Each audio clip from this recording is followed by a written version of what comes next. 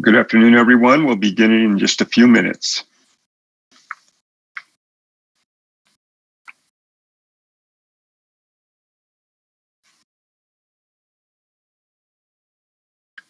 Kristen, let me know when you're ready.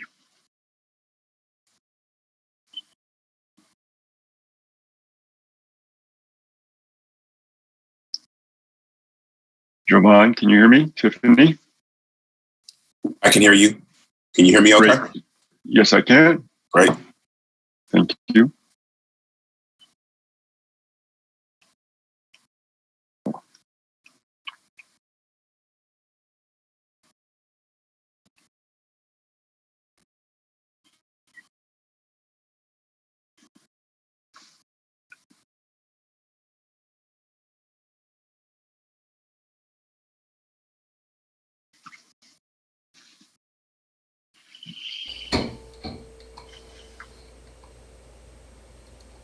All right, thank you everyone, thank you for your patience. Whoops, I don't know if everyone can hear me. There we go, okay. So thank you everyone and thank you for your patience. I think we're ready to begin the LEAP Eligibility and Grant Program webinar for September 23rd. I'm going to go ahead and turn it over to Bruce. Bruce, you have the floor. Great, thank you, Kristen. Good afternoon, everyone. Welcome to another of our series of workshops around the Mendocino County Local Equity Entrepreneur Program. We're going to be having a workshop that runs from today from 3:30 to 5 p.m. to take you through the process of applying to become eligible for the LEAP program, as well as how to apply for the funds and grants that are available. We will be going through a short presentation and then we'll save questions till the end. My name is Bruce Robinson and I'll be your host today.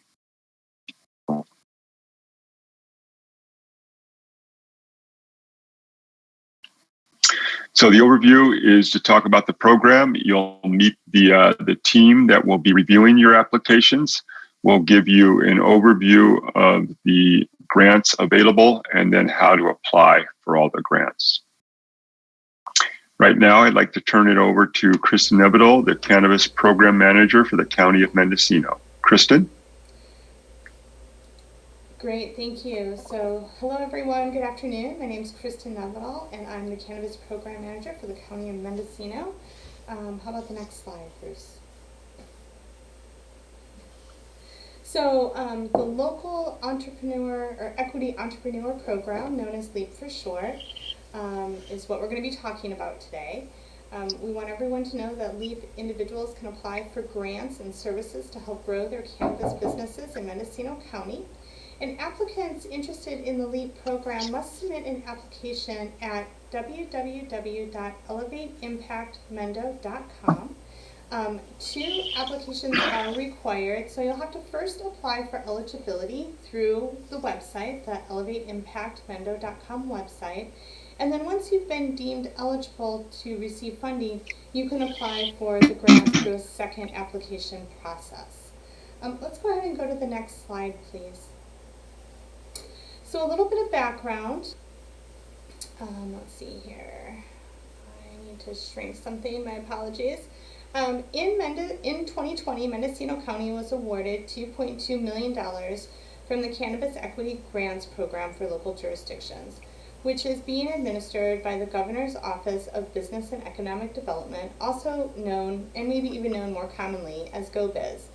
In addition, the County Board of Supervisors allocated $100,000 in matching grant funds to support the local cannabis equity program. And the goal of the local equity cannabis program is to provide funding and services for those hardest hit by the war on drugs, so those who are most impacted by the war on drugs, by reducing and lowering barriers to cannabis permitting and licensing.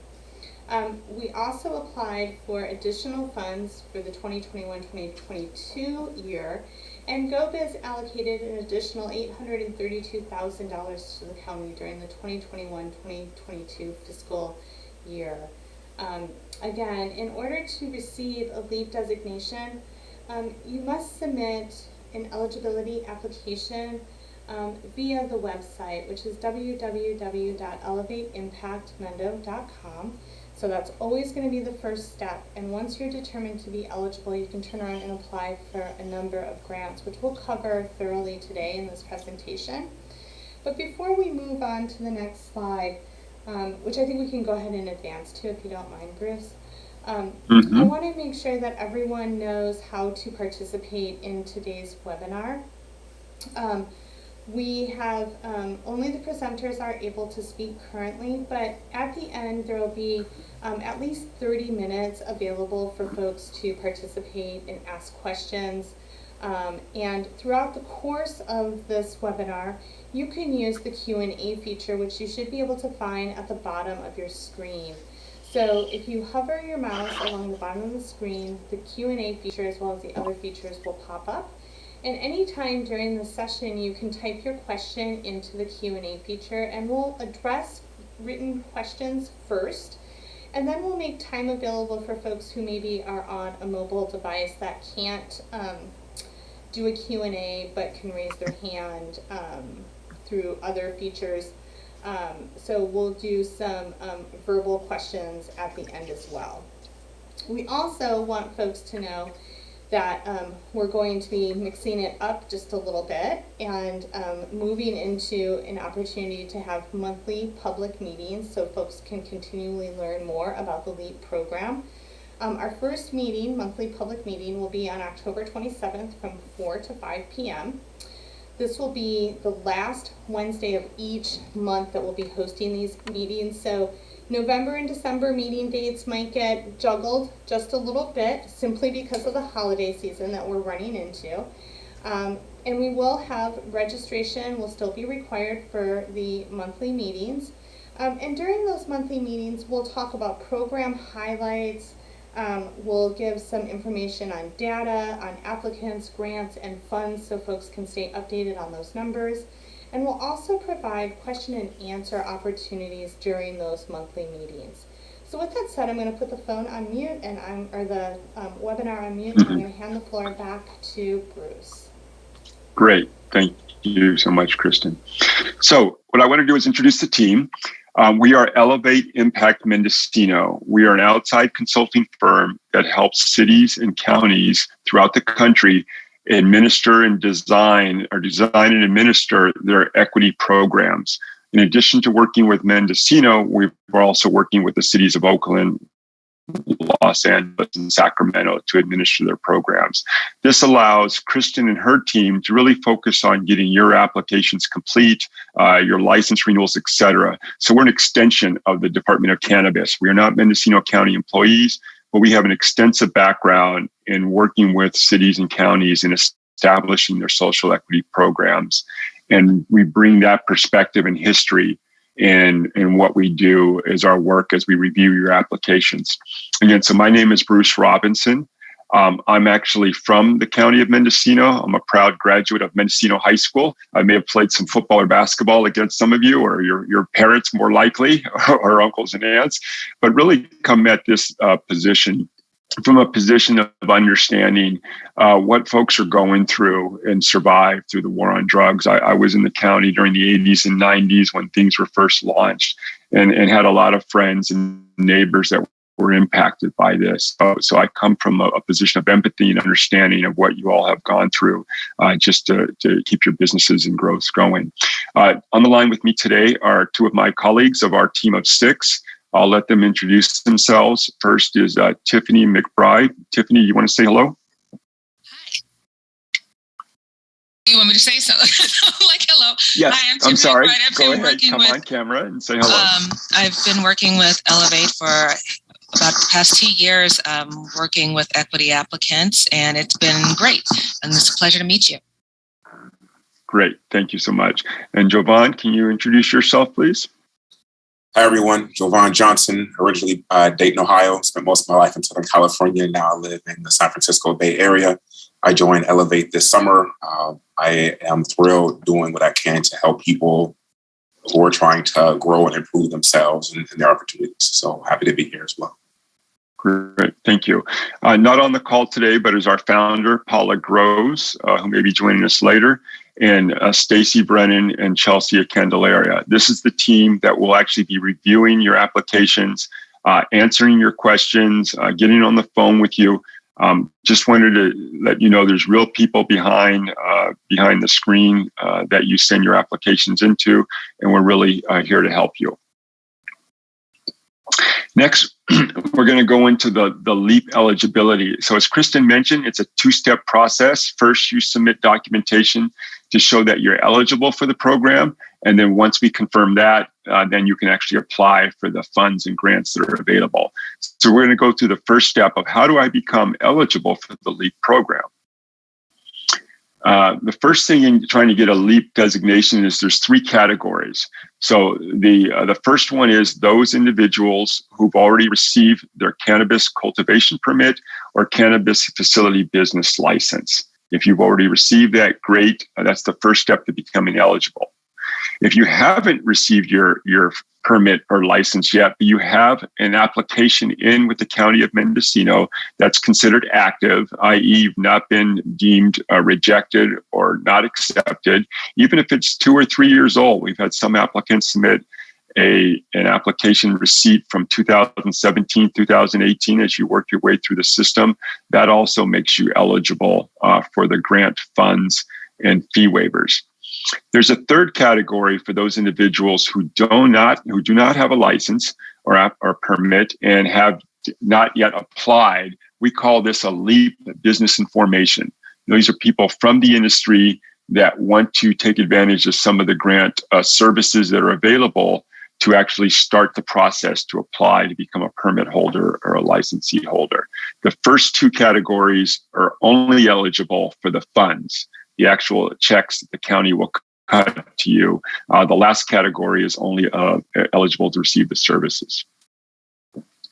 So there is a location requirement to be a part of the program. As this is a program sponsored by the County of Mendocino, you must reside in a portion of the county that is under the county's jurisdiction, which means if you reside in one of the 4 cities in the County of Mendocino, that being Ukiah, Fort Bragg, Willits, or Point Arena, you are not eligible for this program. I'm sorry, if your business operations, either the place your cultivation site or your retail site are in one of the incorporated areas. You can live in one of those cities, but your businesses or your growth sites must be in the unincorporated areas of Mendocino County. So as part of the application process, what you'll do is provide a copy of your current business license or cultivation permit, or a copy of the application that you can just upload to show that you're in the process.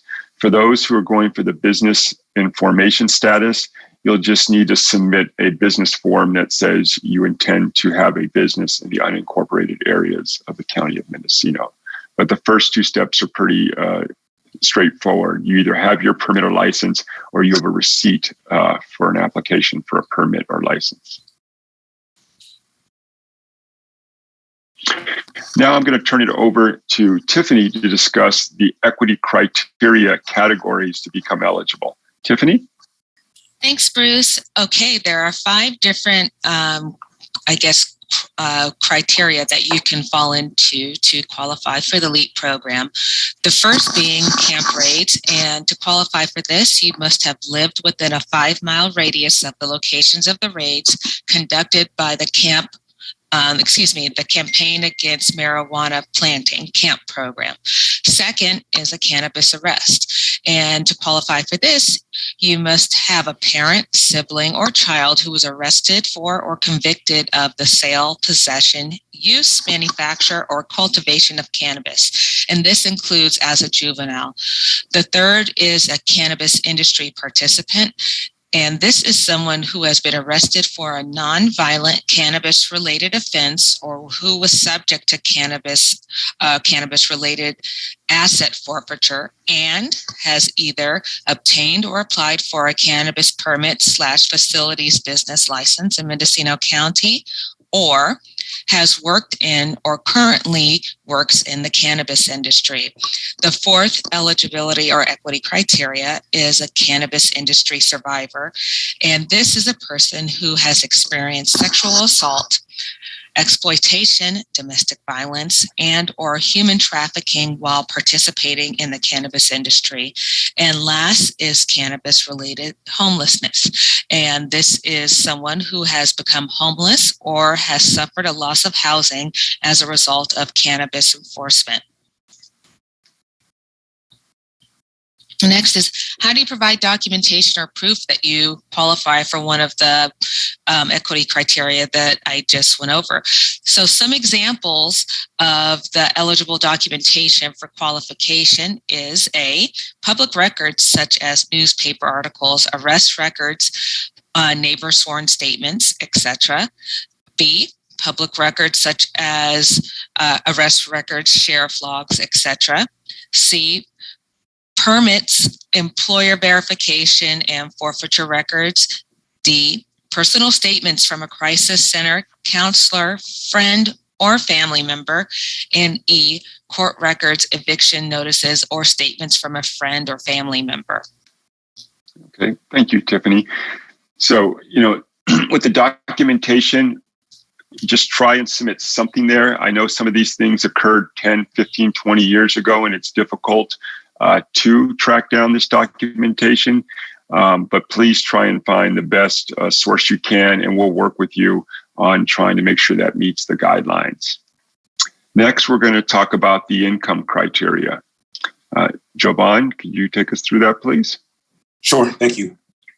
All right, everyone. I want to start by kind of giving perspective on our purview. And this is going to be through your 2020 tax returns. That's a requirement for everyone across the board. And that's the base document that we're going to use to look at your income, right? We're focused on adjustable gross income, not gross income. And we're looking at the moderate level of income for Mendocino, which we will address on the next slide. In addition to the 2020 tax return, which again is required for everyone, we'll also require a second source of income, which we'll talk about in a couple of slides. All right, here, as you can see, we're starting with an adjusted gross income of $59,400 as a maximum income for a household of one person, $67,900 as a maximum adjusted gross income for a household of two, all the way up to $112,000 adjusted gross income as a maximum allowable income for a family or a household of 8 people. This information, in case you don't capture it right now or you don't remember it, is available on the website that you heard about earlier, elevateimpactmendo.com. All right, lastly, we're talking about documentation to support or to verify your income levels. Again, the first document is going to be your 2020 tax return. Everyone needs this. Okay, in terms of secondary proof, secondary verification for your income, you have options, right? You can go with your 2019 tax returns, which means you give us your 2019, 2020 and be done with it. Or you can go with a couple of months worth of pay stubs. You can share profit and loss statements and balance sheets, both being current, of course, as well as eligibility for some of the programs that are listed here, including general assistance, food stamps or CalFresh, Medi-Cal, CalWorks, or SSI or SSDI. Okay, thank you, Jovan. So before we jump into the LEAP grant opportunity, just to recap, in order to become LEAP eligible, you have to have a current permit or license or an application. You have to reside or have your business be in the unincorporated areas of Mendocino County. You need to satisfy one of the 5 criteria that Tiffany talked about, whether it be near a camp raid or police action, have an arrest record, etc. And then lastly is the income. You cannot have a certain maximum income based on the size of your household. So you have to fulfill each one of these to be eligible. And you submit the application to us and we confirm that. And then we'll issue you a letter that says you're LEAP eligible to be then enter the grant application process. Let's go into an overview of what the grant services that are available under this program. So first, the grant opportunities, there are 3. And the one that people are most interested in, obviously, is the $50,000 of direct grants. These are funds that will be issued to you from the county in 2 $25,000 checks to address the following areas that the county is deemed a priority for this program, primarily for capital improvements, fixtures, regulatory compliance, and training of a qualified and diverse workforce. We'll go through in a little more detail what that means, but this is the only program where you, as the LEAP awardee, receive funds. The second program is a fee waiver grant, whereby the County of Mendocino will pay on your behalf, or the LEAP program will pay on your behalf your county-related fees and permit license or annual fees.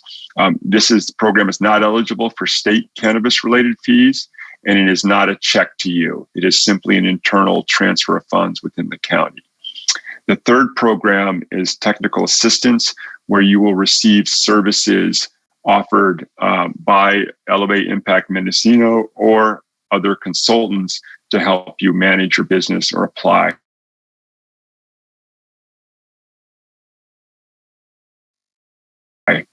for the service that will be offered to you.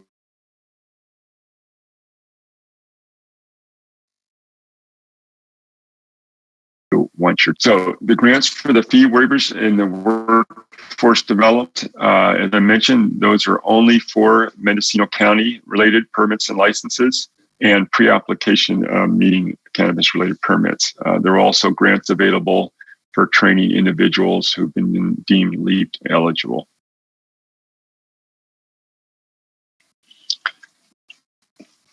The grants, to go into a little more detail as to what the funds can be used for, many of you have been informed that you have to come or maintain or come into regulatory compliance, either to receive your permit or license.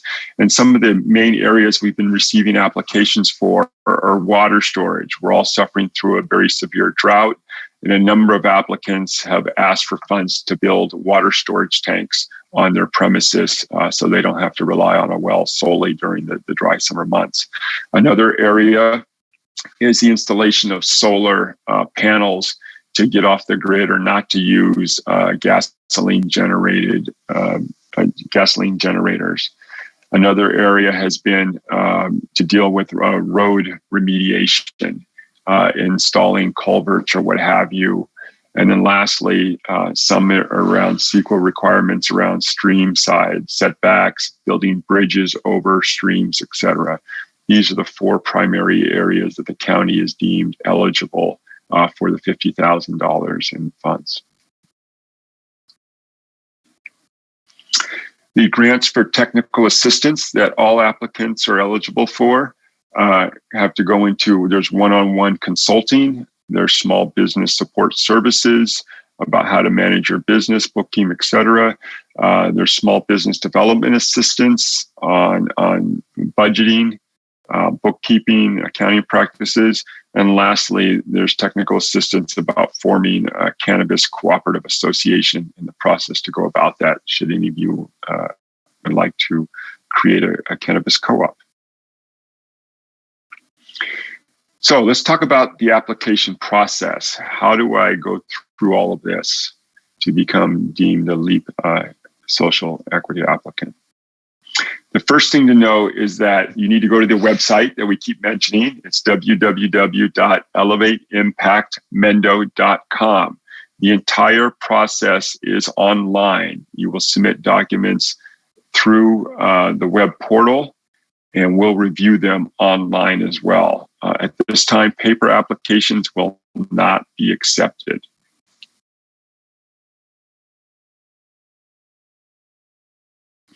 The application review process. So either myself, Tiffany, Jovan, or one of our other colleagues will review your applications. What I really want to say is please just apply. Don't let perfect get in the way of submitting your application. This will be an iterative process. Once you submit your application materials, one of us will review them. If something doesn't quite meet the criteria, we do not reject you outright. What we do is communicate with you what additional information you may need to submit, items you may need to clarify, but then we'll then continue to process your application. So this is not just a yes-no process, such as the DMV, where you just pass, fail your driving test, and that's it.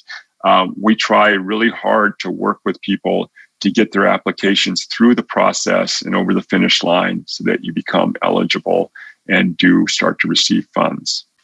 Once we deem you eligible, you'll receive an email from us saying that your application is complete. And if not, we'll request the additional information.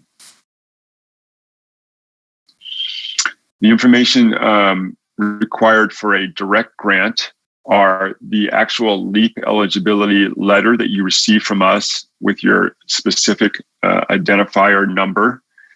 You need to answer the question, how will the grant funding help your business? There's a business executive summary document, a couple of pages, that you talk about your cultivation site and how you are actually making money from it and what the things you've done. The next one is a budget spreadsheet totaling the amount of the grant. So if you're going to apply for a $50,000 grant, the budget spreadsheet must total to $50,000. If your project costs more than $50,000, which is fine, it could cost $80,000. We only want to know how you're going to spend the $50,000 that the grant you're awarded is allocated. In addition to that, there'll be a written budget narrative where you can actually describe what you're doing and what the fund is going in a little more detail than just in the spreadsheet.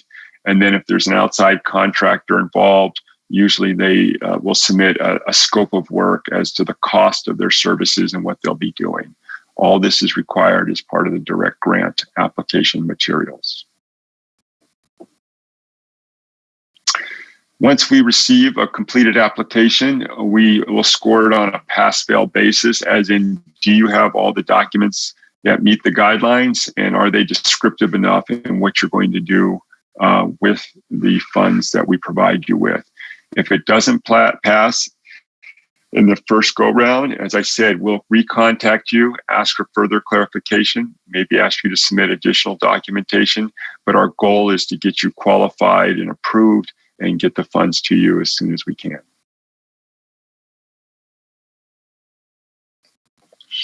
The actual closing process is upon approval by Elevate Impact Mendo and the county. We'll send you an email confirming that your grant application has been approved.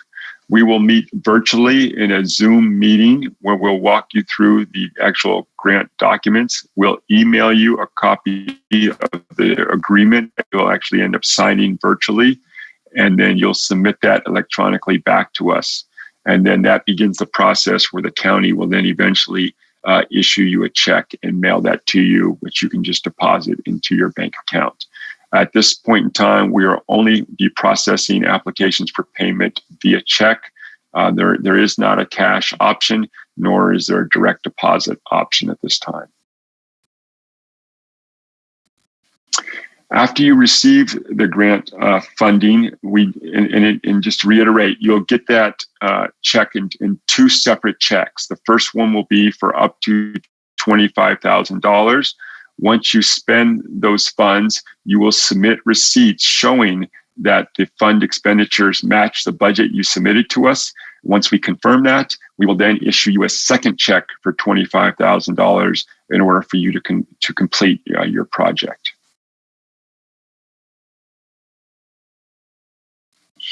We have a slightly separate process for the fee waiver program. After you submit your fee waiver application and it is approved, we'll send you an email confirming that you've been approved to have your fees waived. However, what you'll do is continue to schedule your in-person appointment with the cannabis department. And at the time when you come into the office to sign your fee waiver, you'll also pick up your permit or license, or at least a confirmation that you've made that payment. So this process for the fee waiver is actually slightly different. It is not online. You do have to make an in-person appointment with the county to complete the process for this grant program.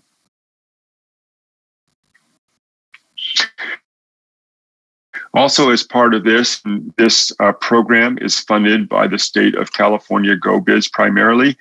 They do have a demographic questionnaire. They want to know the types of people who are receiving their funds.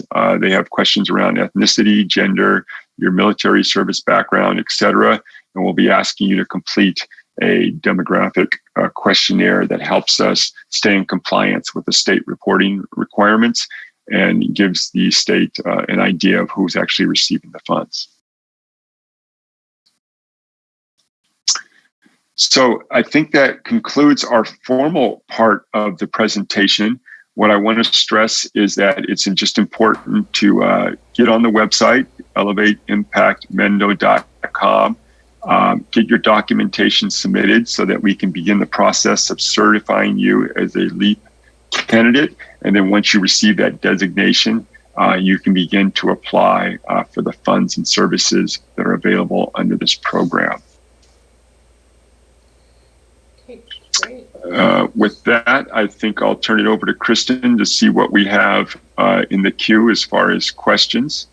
Okay, thank you so much. So we've got a bunch of really great questions, so people can continue to add their questions to the Q&A box. And then in a little while, we will go to folks who want to ask questions verbally. So you can always consider raising your hand as well. And that icon is at the bottom of your screen. So one of the first questions that came up is questions about whether or not today's session is being recorded.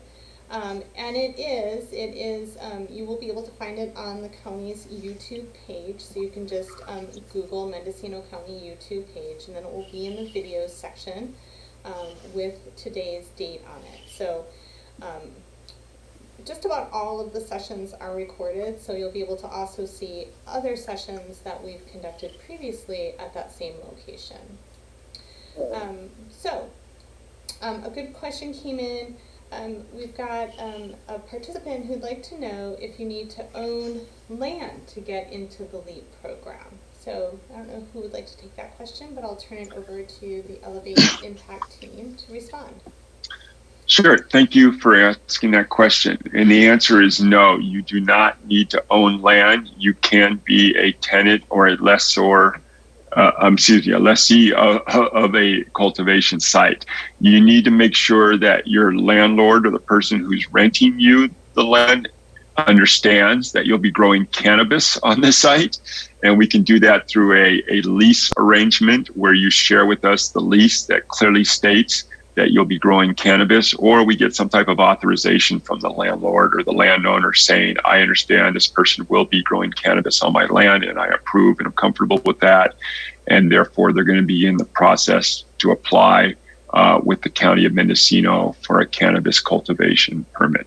Similarly, just as if you had a retail business, you don't have to own the store where you open the business. You just need to obviously have a lease that says you're going to be a cannabis facilities business licensee. And just to add to that, it is really available to all aspects of the supply chain, just as long as your business is located in the unincorporated area. So while we are speaking mostly about cultivation because it's our largest population of applicants and nominees in the county, I want folks to be aware that distributors, manufacturers, retailers, processors, nursery operators, labs all do qualify or have the potential to qualify for the LEAP program. And again, you would have to be in the unincorporated area of the county. So a couple other questions that came up. A great question that came up was, what if, like, you as the applicant are the person who was arrested? Would you be able to utilize that as a qualification to show that you were disproportionately impacted by the war on drugs. And I'll go ahead and turn it back over to the Elevate Impact team to respond to that question. Sure. Tiffany, do you want to take that one? I think that comes under eligibility, but I think we covered that. Let me see where we have that slide.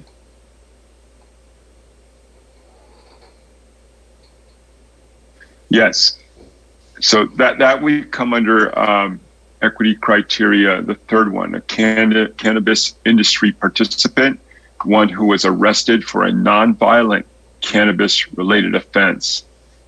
So, or was subject to cannabis-related asset forfeiture. And the second part of that is, yes, if you were the individual who was arrested and you've obtained or applied for a cannabis permit, facilities, business license in Mendocino County, or has worked or currently works in the cannabis industry. So A, you had to be arrested for a nonviolent cannabis-related offense, and B, either be a permit or facilities business license owner in the Mendocino County, or if you're an employee of the industry as well. And you can document that through a self-declaration form that you can submit, that I either am self-employed in the cannabis industry or I work for XYZ on their cultivation site or in their business. And just another one that goes with this slide, which I think is probably helpful for us to ask right now, is how do folks prove that they lived within 5 mile radius of a camp action? Right. Very good question. And that has been challenging, but it's also the most popular way of qualifying. So first you start with your own address. Well, it depends, because you could have lived at a site and no longer reside there. But if you recall earlier, 5, 10, or even 20 years ago, that you recall there was a raid, you may have seen the helicopters nearby, you can usually Google or do a search for whether or not an arrest or a raid occurred in that neighborhood. And then you find the documentation. There's usually some newspaper articles or maybe even the sheriff's log in the local newspaper posted it that day. Hopefully by using Google Maps, literally, we'll look at the location of the raid as it was reported in that article, and you'll submit documentation that says, I live within a 5 mile radius of that raid. And you can substantiate that you lived at that location by even having a neighbor sign a declaration. I remember Mrs. Johnson lived at 555 Orgap Road. And at the time in 1995, and there was a raid 3 miles away. And so that's the kind of level of detail where we try and triangulate to substantiate that you live within a 5 mile radius. And we'll work with you. So it's an iterative process. Come up with something you think proves that you lived at the location at that time of the raid, and we'll try and help you substantiate that. As we get more and more applicants, we actually are putting together a database of different documents. These are mostly public records outside of arrest warrants, et cetera, but most of the documents are from the public domain. And so we can actually help you come up with that documentation. If you give us an address where you lived, we can possibly be able to see if in our database we have someone else who submitted a public article from the Ukiah Journal or the Santa Rosa Press Democrat that talked about a raid that occurred near where you lived at that time. Great. And expanding on that question, after Campaign Against Marijuana Planting kind of started to wind down, we saw Comment be kind of the next iteration of eradication efforts in the county. So would Comment raids be a consideration for this program if someone was subject to a Comment raid or within 5 miles of a Comment raid? Yeah, I mean, what it comes down to is a significant police or enforcement action. So we've had just where one area, it wasn't necessarily camp, it was the sheriff's department that did a significant police action. Again, the whole intent of this is people who suffered through the overcriminalization of marijuana and its cultivation and sale. And so we would consider that as well. Okay, and then I have a question about the income eligibility. So it seems to me, based on this question, that maybe we haven't updated the income eligibility updates in all areas. And so I'm not exactly sure where folks are referencing that. But the question is, has the application updated the income eligibility section? And so I know that we, not us personally, but the Elevate Impact team has been working closely with their web developer to make sure that all references to the extremely low and low level of income has been changed to the moderate level. And I just would like to say, if folks notice that there's inconsistencies, the board definitely did increase to the moderate level. And please just let us know what page on the website or where you might be seeing that information if we're still haven't caught up with all of the references to income level. So, but across the board, it is the moderate income level is the ceiling for income threshold. And I don't know, Bruce, if the Elevate team, I don't know if this was specific on the application itself, and if the application for eligibility has been updated. Maybe you could speak to that, perhaps? Yeah, so just to be clear, in late July, the County Board of Supervisors literally doubled the income eligibility. So folks, we had a couple of people who were deemed ineligible because their income was too high. Just to give you a sense of numbers, for a family of four, I think it was originally about $36,000 or $38,000. Now it's $84,000. So if you think you were ineligible before because your income was too high, please just apply.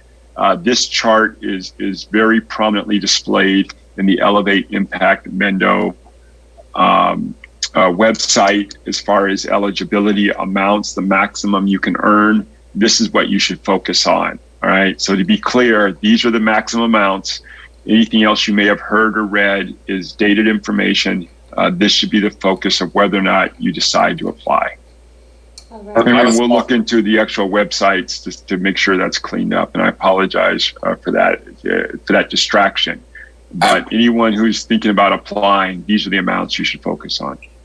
I have a comment. I have the Elevate Impact Mendo website pulled up right now. On the income requirements page, there are small differences between the numbers that appear there and the numbers that appear here. Those differences are merely a matter of rounding because we only have 3 different digits showing here. So digits, it might be another $50 or another $20 or something like that. Okay. I'm not saying there aren't other differences, but that is one difference that I see right now. Okay. And then I think based on some of the information that came in through the questions in the Q&A, we might have a discrepancy still on the application eligibility page. So just application eligibility page, okay. And then when folks are working to show their income, do they have to provide both 2020 and 2019 tax returns, or is it just 1 year of tax returns? Could you give us a little more information about that? I'll take that one. Yeah, sure. So we have to have 2020.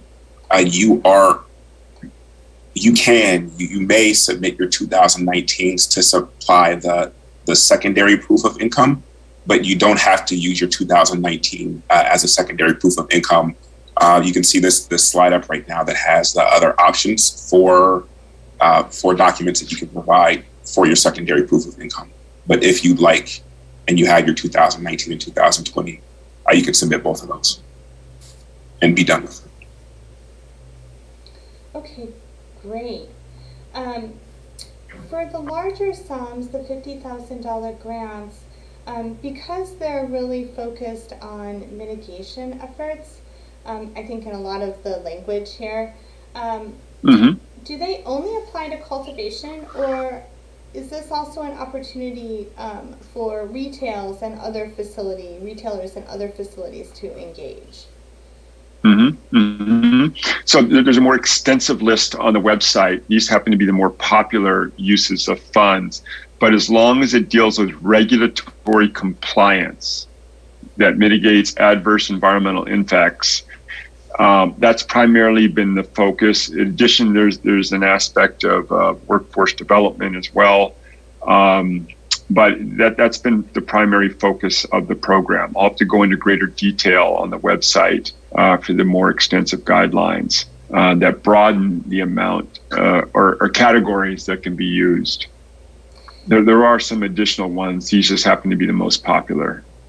Okay, great. And while we're on this topic of the $50,000 grants, there's a question that has come up about the requirements for the funds to be spent. So the $50,000 grant pool is issued in two $25,000 tranches, right? So yes. Does someone have to fully spend the first $25,000 to receive the second tranche? Can you kind of help us understand how that works? And there's also a lot of concerns, and I think we talked about this at the last webinar, about that timeline, right? As we're kind of creeping up on February to get these funds out.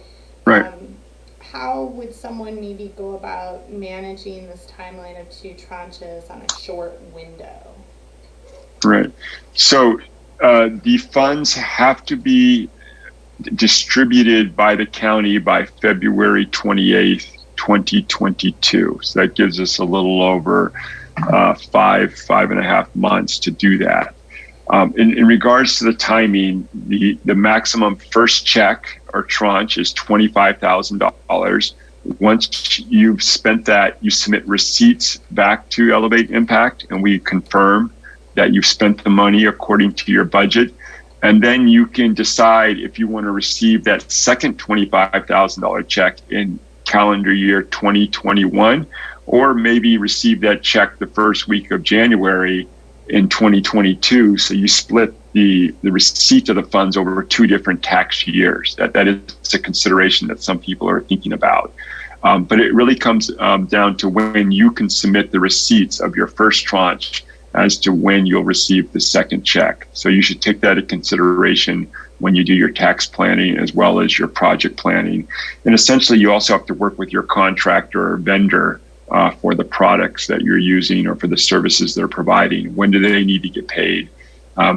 Maybe seeing the grant letter that you've been approved for $50,000 will give them comfort that they can do a majority of the work.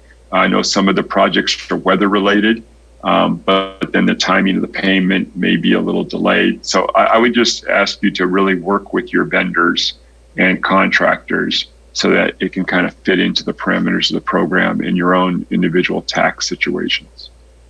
Okay, great. And I don't know if we can estimate this, but it seems like there might be some thoughts amongst attendees that there's already 50 plus applicants that have come through.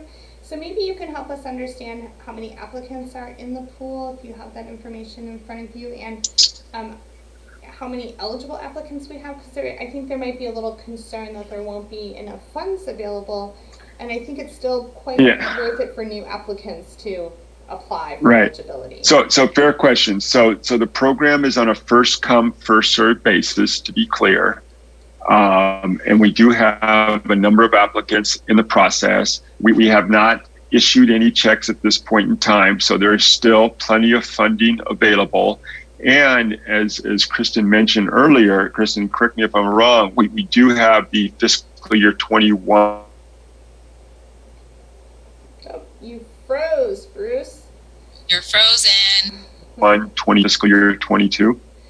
Can you repeat that? Yeah, I'm sorry. Froze a little bit. Yeah, I'm sorry. So two answers. One is we haven't given out any funds yet, so I encourage everyone to apply. It's on a first come, first served basis, just to be clear. And our goal is to get out all of the funds by February 28th, 2022. So we're encouraging everyone to apply. My second answer was, as Kristen mentioned, the county received a second source of GoBiz funding, the $832,000. Kristen, when would that be available for the applicants to also tap into, should we get through this first round? I would say that it should be available relatively immediately, and so in March. Exactly. Right? So we should be able to just roll right into that next funding pool. So it makes a lot of sense to continually apply for eligibility if you haven't and you're interested. And then folks who are deemed eligible can be awarded a grant, and then they can apply again. This isn't a one-time only opportunity. So I think that that's really important to note as well. Exactly. So the answer is there's funding available. Please apply.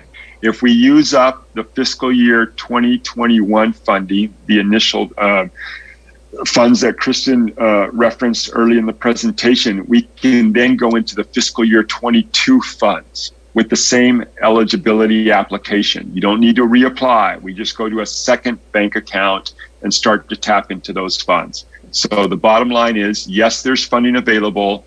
If we go through the 2021 funds, then we'll just roll into 2022 funds, and you don't have to reset your application or change anything. So the unequivocal answer is there's still funding available for those who have not applied yet, either out of this year's funds or next year's funds.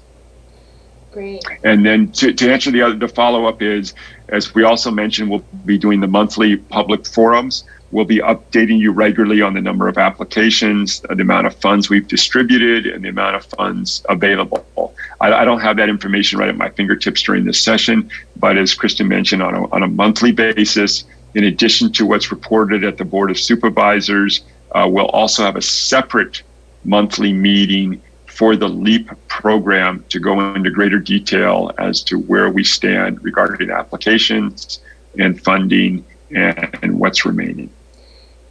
And to be clear, while we haven't awarded grants in the up to $50,000 pool, we have awarded yes, three fee waivers. That's fee right. Waivers. So some of the money has been spent by allowing folks Correct. to pay for their issuance of their renewal permits, and so the fee waiver program is we redeemed one this week, and I want to say two last week. So fee waivers are moving forward, and at this point we have cashed in, so to speak, 3 fee waivers for eligibility applicants, or eligibility folks. I do have an interesting question about the coastal zone, and I think this question can be really applied to anyone who has not yet achieved an application or a permit. So Mendocino has a very long coastline, and the coastal zone has been off limits for the development of businesses, largely because there's no ordinance approved yet for that area, because we need to go through the Coastal Commission as well to get clearance. So what about folks who live in the coastal zone? Would they be eligible for funds? And the question is pretty specific to, could they put funds into a property within the coastal zone based on this program? And I think at this time, because there's not a permitting program in the coastal zone, the unfortunate answer would be no. But you could live in the coastal zone, and because there's not an ordinance, apply for eligibility and then utilize grant funds to help you establish a business outside of the coastal zone in the unincorporated area. So it's a little tricky, and I wish we had an ordinance in the coastal zone, but at this time we're just not there yet. And so I don't know, Bruce or Javon or Tiffany, if any of you would like to add to that response. But I know this question is kind of a big one for folks who are in some cases not in a location where cannabis permitting has been available to them in the county. I mean, the only thing go ahead, Javon. I was going to add something very broad, and no, I don't mean to be curt or rude by any means when I say this, but all the activity that is supported or all the funding for which the grants are provided, it must be legal. And so if it's not supported by law or local ordinances or whatever applicable body of rules, then we cannot allow that or support it. Yeah, well, thank you for that. I was just going to add that, again, it's about the actual site where the business activity will take place. So I'm not sure where the person lives on the coast, but then their growth site could be inland. Where they rent the land can be inland, as long as it's not an incorporated a city area. And that would be eligible, again, under the criteria of I have my land, it's 5 or 10 miles off the coast.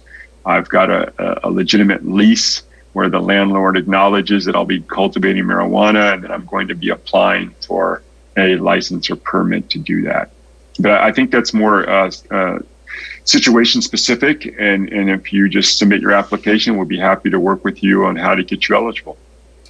Great. So going back a bit, there's still some question and lack of clarity, it seems, about how the tranches work. So does the applicant have to spend the full amount of the first tranche before we're willing to release a second tranche? And I would say yes, because what we're looking for is the receipts from the spending of that first tranche, so that we can verify what was spent and how it was spent before we release that second tranche. Now, I know the timing can be really hard, especially if we're looking at mitigations. And so I think to Bruce's point of working with your contractors and looking at what sort of supplies that need to be purchased for your project, because we're on a short timeline with the initial funds provided to the county by GoBiz, you may want to consider putting a work deposit down with your contractor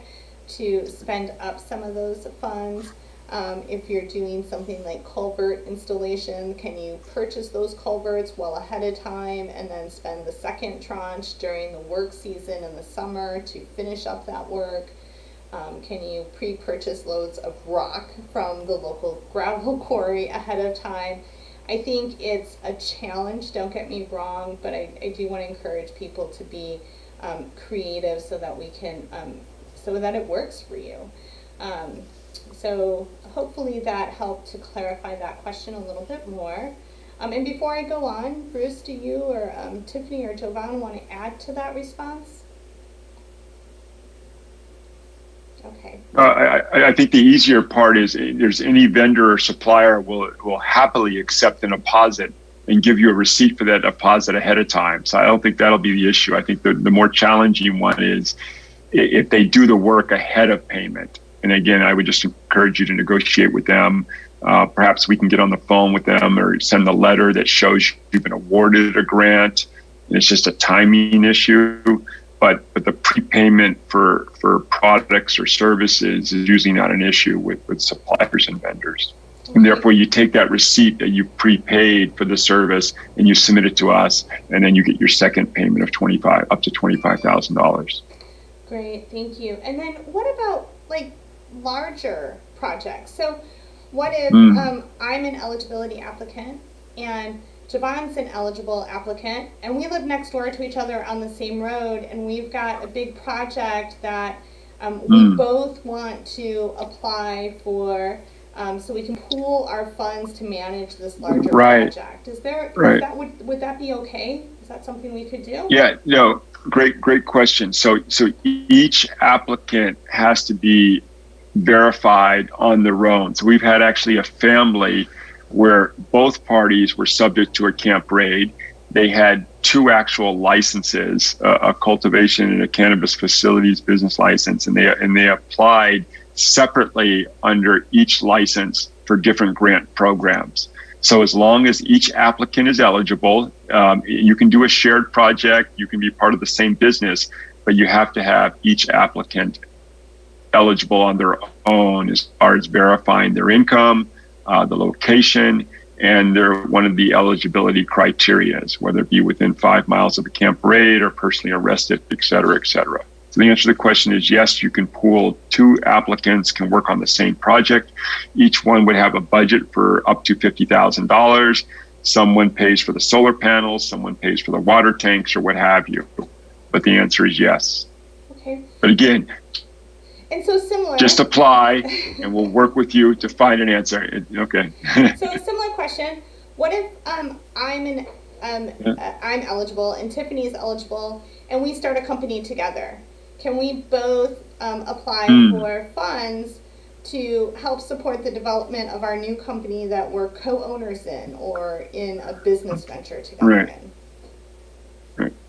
So at this point, the checks can be made out to the individuals, and if the individuals want to use those funds towards projects that help the one business, that's fine. Again, it's up to the individual applicant to be deemed eligible, LEAP eligible, and then two, the project funds, the project scope needs to fit within the guidelines that were approved by the County Board of Supervisors around primarily remediation or workforce development, et cetera. So look, a lot of these are one-offs, and I appreciate, we're getting into nuance and details. That's why I really encourage people to apply. Tiffany, Jovan, and I will get on the phone and work through what is within the guidelines and what isn't. You've got many needs for your business funds, and maybe we can find something that does qualify for the program, even if what you initially suggested does not. It doesn't mean it's the end. That's the beginning of a discussion. So we can talk about, you do something with your generators, or you have to address your road situation. Maybe we can use the funds for that project you want to do next year, but we just bring that forward this year. All right. So again, the key is to apply, be deemed eligible, and then let's try and come up with a project that meets the guidelines of the program. So, Bruce, a little more minutia on this similar topic, but what if I'm eligible and I have two different licenses? Can I then apply for a grant for license A and then a grant for license B and be awarded twice for my two different businesses that I have going on? Right. So as long as you're just one equity applicant, the answer is no. You're only, it's based on the applicant, not the number of licenses you have. So each applicant business has to be deemed LEAP eligible, and then two people in the same business can apply for two separate grants. But one person cannot apply for three grants just because they have three licenses. So it's based on the LEAP eligibility of the individual. Okay, great. So a couple questions about development in the program. So quick question about whether or not the slides for the presentation can be shared, and I think we can easily turn them into a PDF and put them up on the website. Yep. I have no problem with that, so I want to just knock that one out really quick. Right. And then there was some questions about if the BOS or when the Board of Supervisors might be discussing changes to the equity program and the recent changes and whether or not they've been insufficient to ensure distribution. I don't expect us to make it onto the September agenda. There is a 28th meeting, but we are hopefully going to be on the first October meeting. So that's what we're shooting for now. So that would be on the 19th is what we're hoping for at this point, to have some broader discussion. And just piggybacking on that question, there was a question relative to that about whether or not the Board of Supervisors can change the requirements about the tranches. And of course, the Board of Supervisors can change the equity program, and they're the only ones that can change the criteria of the equity program at this time. So they could say, you could do $50,000 in one tranche. I mean, it really is up to them. We did recommend the two tranches with the larger dollar amount, as it gives us a little bit of checks and balances before that whole sum of money goes out. And so they do have the ability to change it. So I would encourage you to talk to the supervisors if you have concerns about how the tranches are managed, or how payments are put out into the public. Additionally, if you're having concerns about the moderate income threshold, I know some folks are still having or struggling a bit with the income threshold even at moderate. So I think really feedback to the BOS, the board members, especially your district board member, I would think that that's really very advisable. And then an actual question I'll leave with the Elevate Impact team is there's been some mention of internally developing a database around where camp raids happened. So how is that going, if that is going, and is that something that could be shared so folks could kind of see areas that have maybe already been acknowledged as having heavy camp activity. Right. No, a couple of good points. So on the first one regarding the Board of Supervisors, what I'll say is when we started working with the county last fall, the original program income thresholds were much lower, and the maximum amount was only $10,000. And when Kristen came on, she made some adjustments and recommendations to significantly increase that from 10 to 50,000, and also to double the income maximum amounts.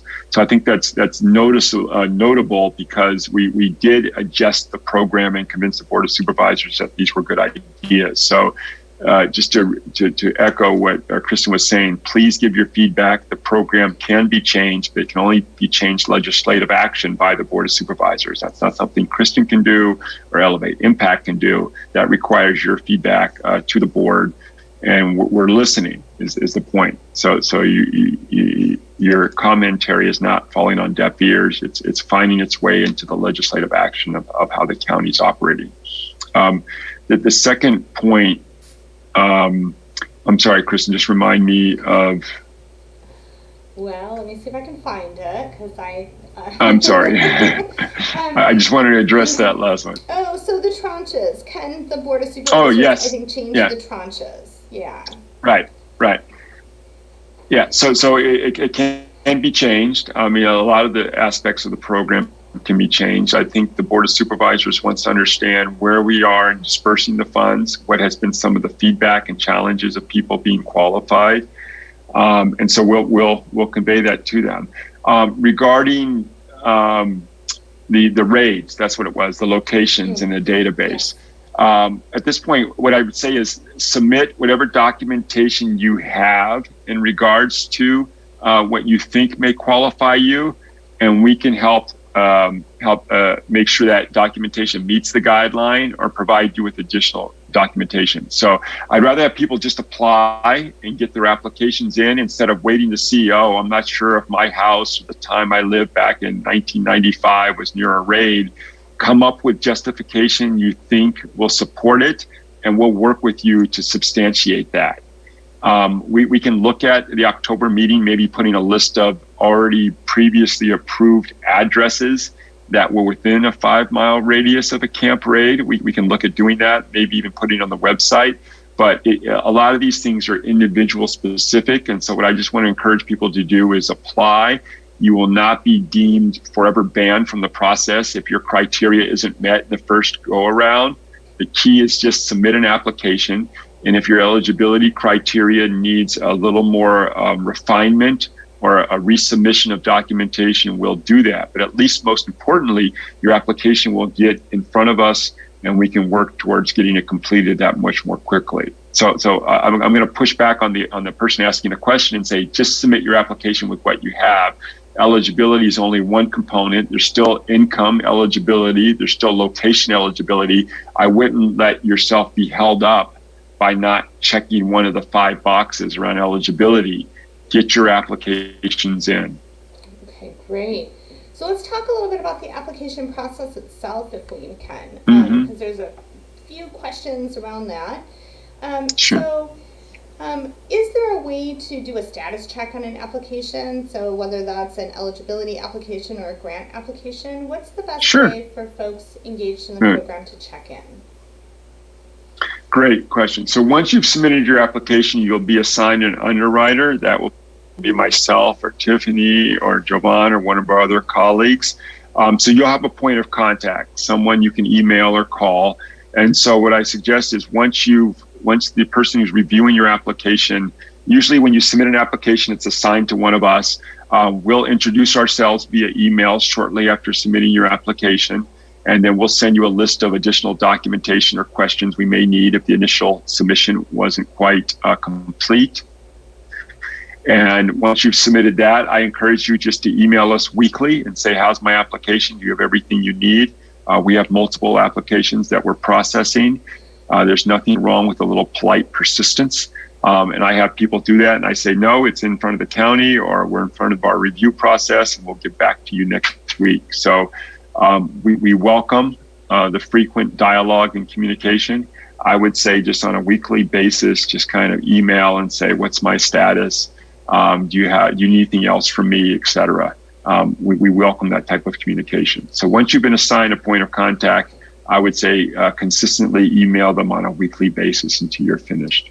And I would say if you're, for some reason, like, we're connected with Jovan or Tiffany or Bruce, and you can't find their email, you can always say, hey, Cannabis program, I need to talk to Tiffany or Jovan, and you can email your concern to cannabisprogram@mendocinocounty.org, and we'll forward that over to whomever on the LEAP team, Elevate Impact team, you're trying to get a hold of if for some reason you can't find the contact information. We're more than happy to assist you by pushing emails forward.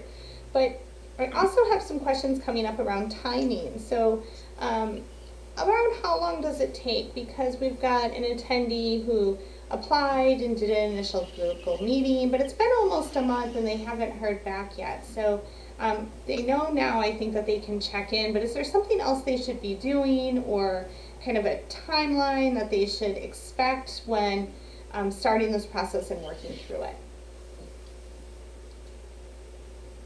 Well, first, I put up on the screen all the emails of the various underwriters that would be reviewing your applications to communicate with, in addition to the one that Kristen shared with you.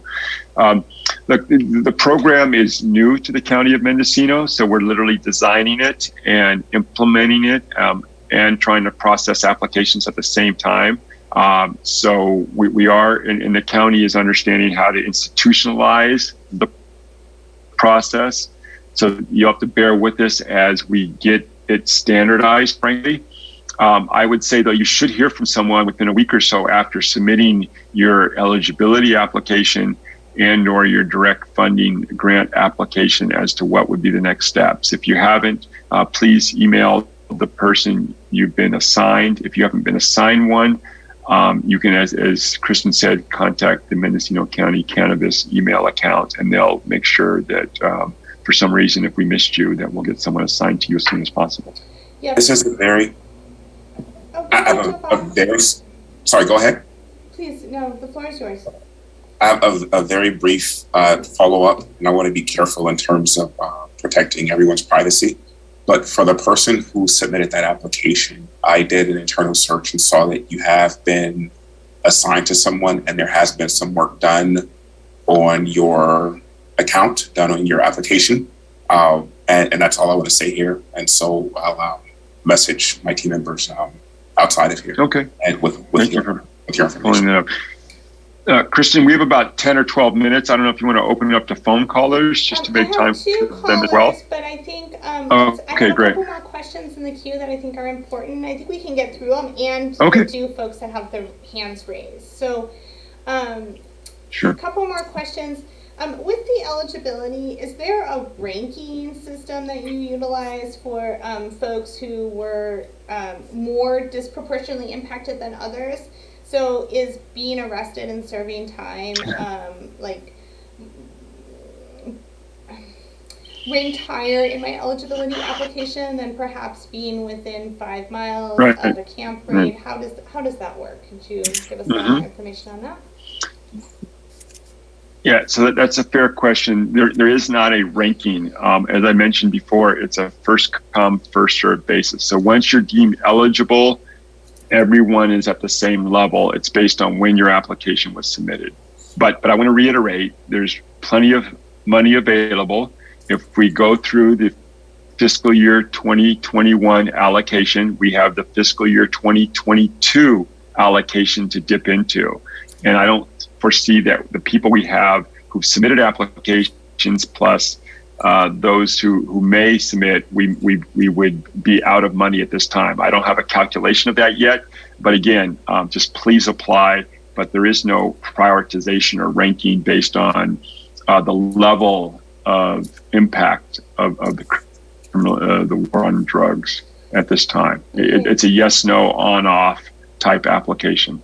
Great, thank you for that. So what if I'm eligible, I applied for my grant, but I'm now kind of rethinking it. Can I work with the Elevate Impact team to transition the funding to something that's maybe more urgent or immediate? And Right. can I potentially go back and add additional funds before the grant has been awarded? Are there ways to modify that application to customize my needs? Yes.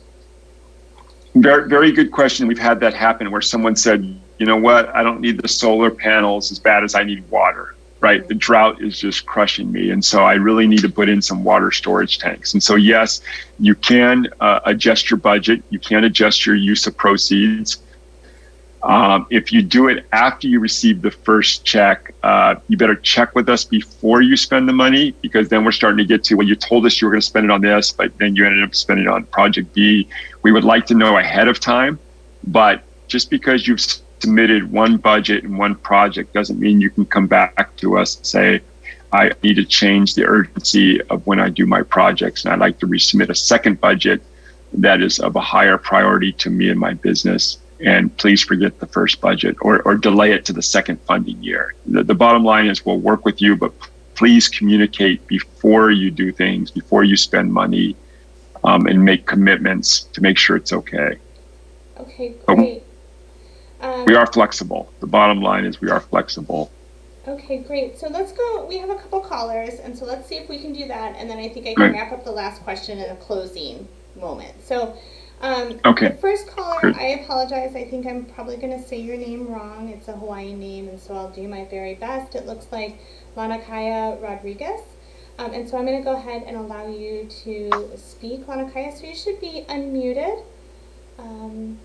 Let's go ahead. And if you are on your phone, I believe it's *6 to unmute.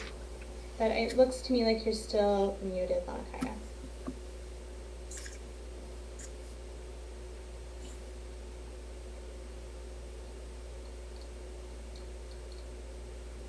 And Hello, is the caller there? Nope, they're still muted. And if it's not *6, I apologize. It might be *9. Oh, there we go. You're unmuted. Oh, sorry, I didn't realize I had my hand raised. Sorry about that. Okay, so no question at this time. So I'm going to go ahead and take you off the permission to speak, and then we'll go to the next caller that looks like they are ready to ask a question. That would be Michael Katz. So I have allowed you to unmute, and Michael, you have the floor. Thank you so much. Good afternoon, everyone. Thanks again for having this webinar. I want to just make one comment and then ask a question. So, as far as the questions that have been asked about how much funds, how many applicants, understanding that there's about $3 million between the two funding years, if we divided that by 59,000, that would be 47. So 47 folks could get the full amount if that was what wound up going out. And I don't know if that's going to wind up being the case, but just for some perspective. And what I wanted to ask, two questions, one about the database, and Bruce, regarding the value that information would have to our community beyond application for the equity grant, and seeing as how that information has been gathered as part of this equity program, I think it would really be beneficial and useful if just that information could be shared with the community. Certainly folks could use that information to more easily apply for the equity grants if they were able to say, oh, look, there's an area that I live near. But seeing as how this is all Mendocino-based information gathered for Mendocino applicants, I would see no reason why we wouldn't be able to have that information, and hope that it could be shared. And then my other question about the tranches is, understanding that we have a very short timeline here to get all of this money out before it goes back to the state, and that there are folks who, unfortunately haven't heard back sometimes for a month or more after that they have submitted applications. How, is it possible that Elevate Impact and the county program could encourage the supervisors, along with all of the applicants, to revise those tranche requirements so that folks can get access to the funds that are designed to help them, as opposed to, risk them potentially losing that access? Is that possible? I mean, it's always possible, Michael. We can advocate to the supervisors to help make ease happen in the Awesome. program. So that's great. Thank you so much. okay, thank you. Okay. So I don't see any other hands raised from our participants, but there was a question about whether or not Mendocino is planning to apply for additional equity funds this year, and I can say that we certainly would like to. We are currently working on drafting the grant application for the local jurisdiction assistance program that will also create some grant opportunities for applicants and licensees. And if we have the staff and the bandwidth, we will definitely go after another round of equity funds this year. But it really does boil down to, I think, having the staff to assist us with that. And we have been spending a heck of a lot of time over the last couple of weeks interviewing like mad for all sorts of positions in the cannabis program. So we are trying our hardest to ramp up our staffing and make sure that we have the bandwidth available to provide the best service and most resources possible to the community. So I did want to just give a little update there. And can an applicant apply for grant monies for each year that the equity dollars are allotted from the state? And I would say yes, absolutely. This isn't a one-time only application program, but again, it's a first come, first served program. So if you apply multiple years in a row for grants, and there's new folks who are just applying for grants, you know, it's a first come, first served basis. So I don't know, Elevate Impact, if you want to add to that response, but I'd welcome it. Yeah, I would just say, we want to try and disperse the funds to as many people as possible, obviously. So we'll take a look at if you've applied twice and someone hasn't applied at all, how that works. But obviously we want people to apply as soon as possible. To Michael's point, what we can try and do regarding the database is not so much, well, to the degree that there's public disclosure as to when a raid took place or a major arrest took place, we can start to list that, or Springs Road, 5500 block. But I want people not to wait to see whether or not they're eligible. If you lived in the county over the last 30 or 40 years, list 3 or 4 sites that you lived in, and if you think there was a raid, just mention that, and we'll see if we can come up with public documentation supporting whether or not a raid took place during your time at that residence.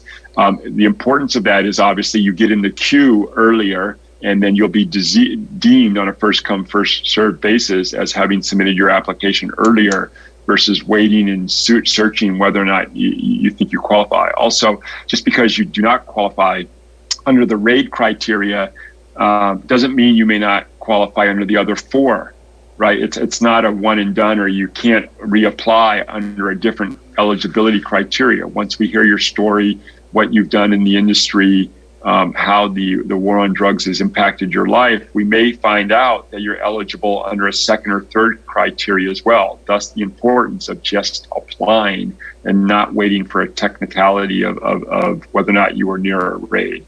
But to your point, Michael, to address that, we can list a publicly disclosed list of roads and addresses where raids took place, and we'll try and put that together for the October 27th meeting and show that.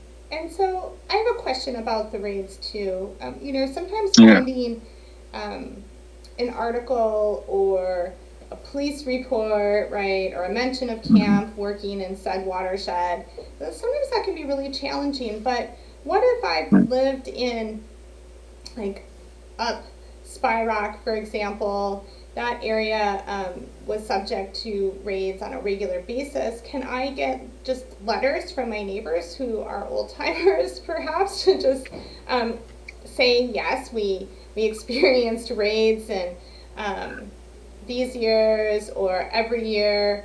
And I don't know Mendo as well as Humboldt, but I know Salmon Creek in southern Humboldt every single year they were the first neighborhood camped the entire time camp was going on. It was always the first Monday after Reggae on the River, camp showed up in that neighborhood. It was completely predictable, and everyone in the neighborhood who lived there during camp time knows that that's what happened. So could I bring testimonial from 5 of my neighbors? Is there a way to, help bolster that, if you can't find a public document, perhaps? Right. So the neighbor verification certainly works in regards to verifying that you lived at the location you're claiming to have lived. Regarding the actual raid, we actually need specifics to what location it took place, so we can then triangulate if you lived within a 5-mile radius of that location. To say, excuse me, over the ridge there was a camp raid.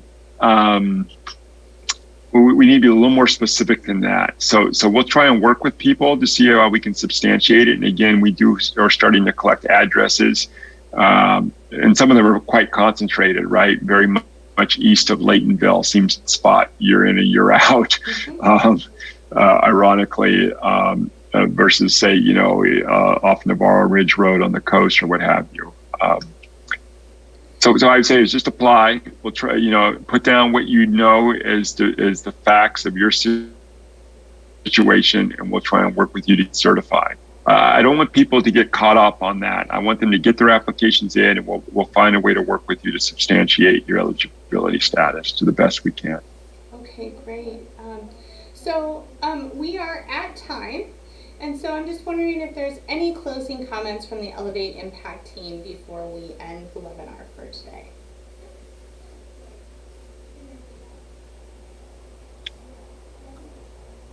Yeah, so here's our contact information of the underwriters, if you haven't gotten that. And then the